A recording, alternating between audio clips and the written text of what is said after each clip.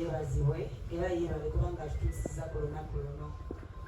Nzaani Grace Mukama gwazeemu okuwa chance endala. Mwebale nnyo mwenna okubeera nga ssaawa zino ffenna tuli wano. Ali waggulu yeebazibwe.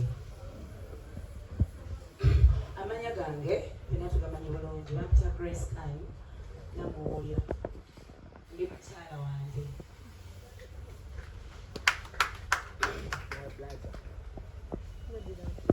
Ngenda kutandika bwenzi. Olumu ebyokwogera bwe biyitirira. Ngenda kutandikira wentudde. Nsooke neebase briefly. Ngenda kusookera ewa sisita wange mukyala Jackie Chandra. Webale kubeera nga weerekereza byonna. Si egweka gwe ndabadde empisi oba olyawo oba gwe nategeezezzaako bangi. Naye ne baba nga olumu abamu balemeriddwa waliwo bampadde reasons naye tukyatambula olugendo lukyagenda mu maaso. Naye lwaki nkwebazaako ensusso etonnye buli kimu ne kibaawo omulimu n'oguleka nobeera ng'oli wala nange neyanzanyo sis. Mukama akumpeera omukisa. Your heart is so pure. You've never lied to me. I love you for that. Nga sinadda wa manager mubuuse kati. Ngenda kudya wa mami wange. Mukyala Marian Nambala. Nsanyuse nnyo okulaba sweet. Nzaani atudde naawe mukambi. Ndi musanyufu nnyo ate omanyi ebyange sweet. Nsanyuka ndijja ku mutima. Kizza okuba nga mbadde disappointment emirundi gyonna. But you've never given up on me. I've always been so grateful. Newe nali ng'ewasemba. Wankwatana ku mukono. Sirina lwe nayogeranga nawe ku ssimu nga waliwo ekiganye notabaawo. Taata wange omanyi gwe oba muzeeyi wange. Nze sempijja aba taata wange nze namuwulya. Nange ndi plazawo. Mr. Bunny, mbadde ndi ku bintu ebiri serious. Thank you. Aba Geoffrey Lutaya Honorable ne mukyala Irene Namato. Era netambula nabe ebbanga lye natambula nabo nemala nembeera nengenda ewalala yonna gye nalaga era nensigala nga nnyimba naye sijjukirako ku lunaku mukulu lwe yali yeeganyiza ssimu yange newankubadde nga bibadde bingi. He has always been a father.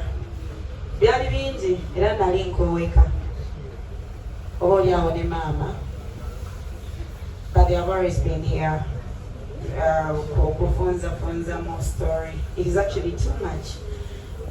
Kulwaki eno yonna ngendayo kulwa nsonga this is my day.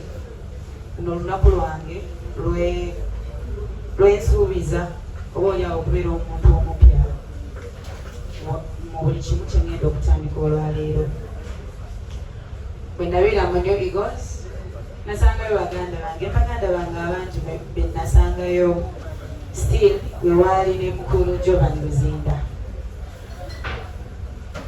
era ne tutambula olugendo. Nali musumbuyi, nali good girl somewhere somehow. Ne tuyimba ne tutuuka nga abamu bavuddeko bali eno abalala bali eri naye era nga twesanga and always try to force a family. Mu lugendo luno lwennyini nsanzemu emikwano mingi, tubaddewo bingi nga we mbagambye nti bingi ebitaatuukirira bulungi naye Mukama nandekera kafeva ak'okubeera nti akaali nti mwalimu kyasobola okumpa amatu n'okunzikiririzaamu n'okubeerawo nga mumanyi nti mwakolagananga nange mu mbeera yonna. Mu lugendo luno kyembadde mu lugendo luno lwonna lwe twali tutambula we wajjira situation eyali esingira ddala okubeera enzibu. Olyawo it was a chance in disguise. Nafuna abazadde abalungi, Pastor Aloysius Bujingo ne my sweet mama mukyala Susan Nantaba Nakula ne babeera nange kubeera nange eno gye banzija still nabeeranga n'emikwano gyange bangi nnyo mbotosobola kumentioninga Jackie Chandero, Mukyala Amelia Nambala, the sweethearts oyo ye bannaye ndowooza tankowangako babaddewo mu lugendo luno era mu process eyo yonna bwentereera bwe bigaana bwenzirayo bwenwana bwe bigererawo era ne taata abamisaki yandibadde yagamba nti oba oliawo Grace toddamu okuntunula maaso ne mami but memories zenina nyingi nnyo mu mbeera eyo basigala nga basobola okubeerawo baali bakimanyi nti oba oliawo luliba olwo Grace asobola okutuuka n'abanga Grace mulala. Oboolyawo kyembadde sibangayo bagamba media ya Uganda yonna nyinza obba nga nakyogerako somewhere naye nga kati njagala kiddamu nti ebintu bino ebisinga byajjanga nga bireetebwa nje kiyita oba amaanyi ga Jackie. Every drug is anything is drug, right? Nali mu influence y'omwenge gwe natandika empola mpola. Taata agenza n'agamba nti toteeka okwemulugunyako ku muntu yenna tigundi yanjigiriza omwenge naye yonna gy'oli wagunjigiriza weebale era nanywa omwenge emyaka mingi nnyo.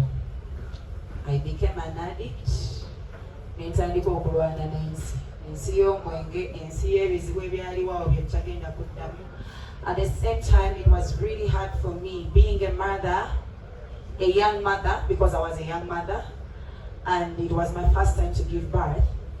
And at the same time, I'm struggling to be a single mom. At the same time, I am struggling with being an addict. Byali bizibu nnyo. Even etubiva Mukama yabituvonosa kuba yatuyisaayo. Naye obuzibu addiction yasigalawo. Addiction we yasigalawo yagendera ddala mu maaso nga ne chances ez'abantu abandibadde bakusemberera ozidda mu ngeri eyo. Abantu abandibadde bakuyamba olwakino ne kiri you're always spoiling everything. Naye neebaza nnyo Mukama nti mu bantu bonna nga bamaze okunkoowa bamaze okugamba Grace obalyawo waliterera oba alidda katumuwa emyaka. Waliwo abantu bano wammanga njagadde mbakooneko abasobola okulwana nange entalo z'omubiri entalo ezo nga bagamba amagule taneetaaga rehab nga tukyali mu dinaayo. Baali oba oliawo Jackie yali alaba nga by that time oba oliawo rehab etuuse but netusooka okutulwana munda era newatabawo wa mawulire yenna amanya. Twatuulaawo erungujja ewa taata ne maama secretly. Nyina omukyala gwe ndabikaawo Meta, where are you? Meta tereera nekusooza ogwaddiyo ogusembayo but this time I promise. Meta, thank you so much. Mukyala Florence Nampija neyanzanyo neyanzege weebale byonna, thank you for fighting. Jackie Chandero, you know you're my sister, we have to remind you. Ajil Swag, thank you so much, twin. Coach, thank you son, I love you. Mukyala Jenny Nakachwa, you're not byenasinga okuyigirayo kwali kuyiga kweyagala. I learned how to love myself and to put myself first.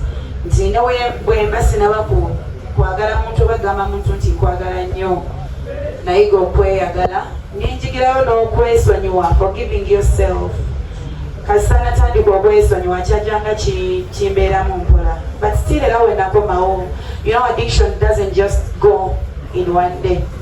Nti nakomawo nendowooza nti addiction egenze nenzira ku mwenge nenziramu nenywa omwenge. Abantu still ne batandika okunewala bayagalanga okukozesa ne bakukozesa using you for shows, giving you small money. Bingi abantu engeri gye balabamu abantu bwalaba omuntu ng'ovuddeko engeri gye alaba opportunity, so they saw an opportunity in me. Then ne wabaawo n'abalala abandabanga ng'omuntu omulungi.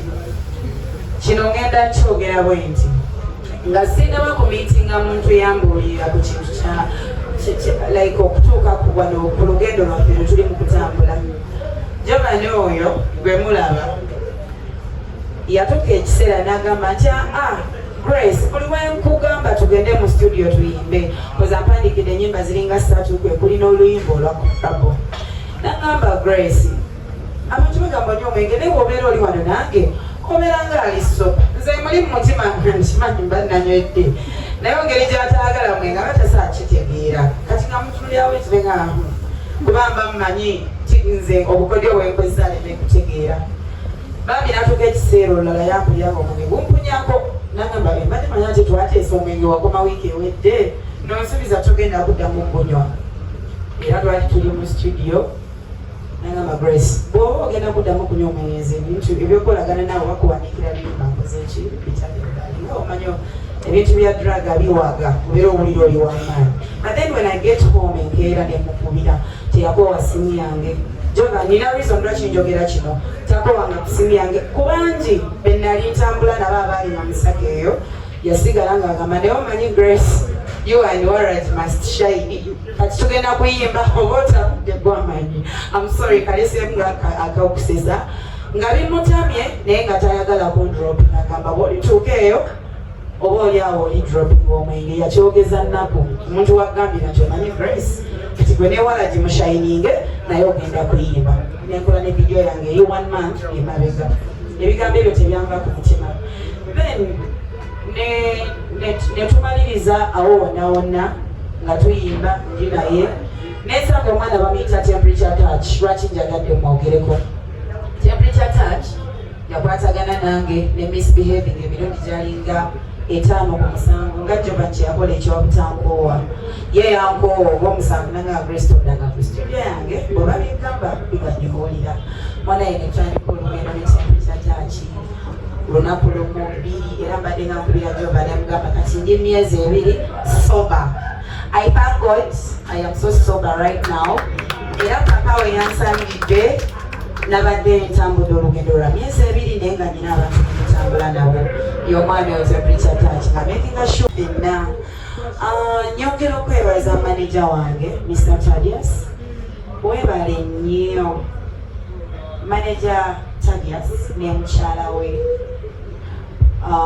Mwebale nnyo, mwebalire ddala, sina bigambo bituufu bya kukozesa ne mwebale nnyo, mwebalire ddala. Neyanza nnyo kyaze eno era mbasuubiza ngenda kubeera omwana omulungi nga bwe nasuubiza mu maaso ga taata ne maama. Ngenda kukola buli ekisoboka okulaba nga siswaza ate nga siswaza linnya lya mwana wange Grana gwensinga okwagala ennyo. Njagala nkole nnyo Mukama nga Katonda atukulembedde byonna bigenda kujja. Awards ngenda zireeta njogeredde wano ku papas era manyi memories tezivaayo, videos ezo zijja kuba zikyaliyo. Neyanza nnyo bannange. I don't know oba mmaze esimanyi njagala okugamba Grace Khan nti Thaddeus ayinza okwagala okukyusa obulamu bwo nga bw'asaba nti bambi nsaba mu nnyambe social media mu nnyambe naye okukyusa obulamu bw'omuntu kutandika naawe tebagenda kukukyusa nga gwe tusikoze ki kyeweekyusizza. Olugendo luno lwotandise nga wetugambye nti byonna byonna bibe bikadde mulimu challenges, mulimu abagenda okugamba nti tagenda kusobola, waliwo abakuwagira mu ekyo kyoli naye nga mu bubi nga bakugoba kwakola ki bakwagala awo bwoli. So nze mbadde bakulu Thaddeus atugambye tusapootinge tumuwagire naye tusapooti n'okuwagira gwogenda okitulaga gwogenda otuzaamu amaanyi nga wetutudde wano tube nga tukoze eki tetuswadde wakati saawa zino nyinza okugamba nti Grace Khan kati oba twetaagayo video oba twetaagayo ki okusapootinga tusobola.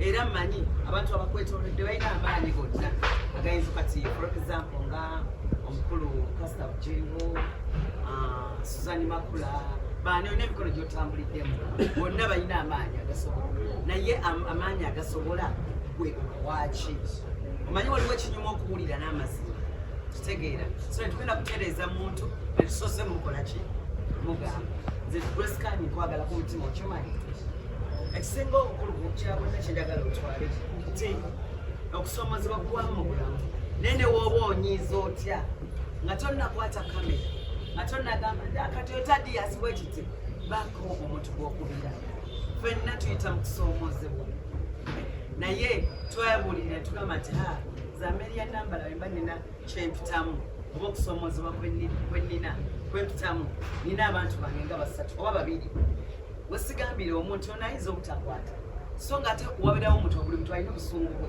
nsobola okunyiga saawa eyo n'oyasa boto eyo kati waliwo ogamba nti mu kifo kyojjaasa kankubireko ku makono kifo kyokkola kino kasooka nkubireko ku tadiasi so mbadde nsaba tutandike obulamu obupya gwe kennyini gwolina otuwaki otuwa amaanyi okusapootinga tadiasi fe weetuli tugenda kulekerera